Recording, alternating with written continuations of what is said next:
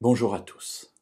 Dans cette réflexion à laquelle Jacques nous invite sur les riches et la richesse, nous avons vu hier combien il est important de comprendre que lorsque je m'enrichis sur le dos de quelqu'un, c'est-à-dire en le privant de ce qui lui reviendrait de droit et qui me permet d'amasser cette richesse, eh bien cela ne peut rester impuni parce que ce salaire et cette détresse de ces ouvriers que l'on a pu pressurer pour obtenir notre richesse crient vers Dieu et, j'allais dire, demandent vengeance.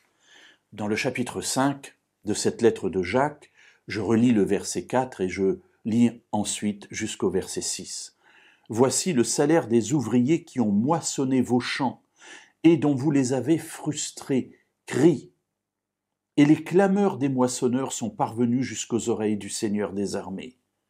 Vous avez vécu dans les voluptés et dans le luxe. Vous avez rassasié vos cœurs au jour du carnage. Vous avez condamné.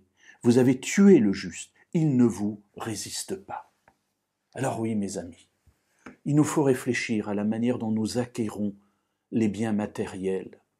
On peut les considérer comme une bénédiction et peut-être à juste titre.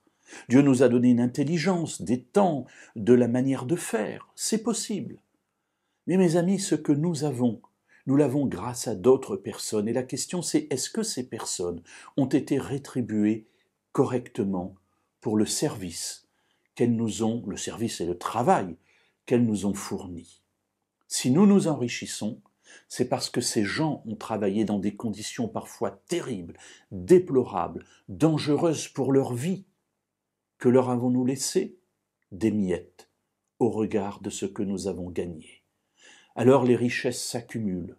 Les vendeurs d'ordinateurs, les vendeurs de métaux précieux, les vendeurs d'appareils, tous ces gens, de vêtements, tous ces gens vont s'enrichir jusqu'à quelque chose qui devient indécent dans le monde dans lequel nous nous trouvons.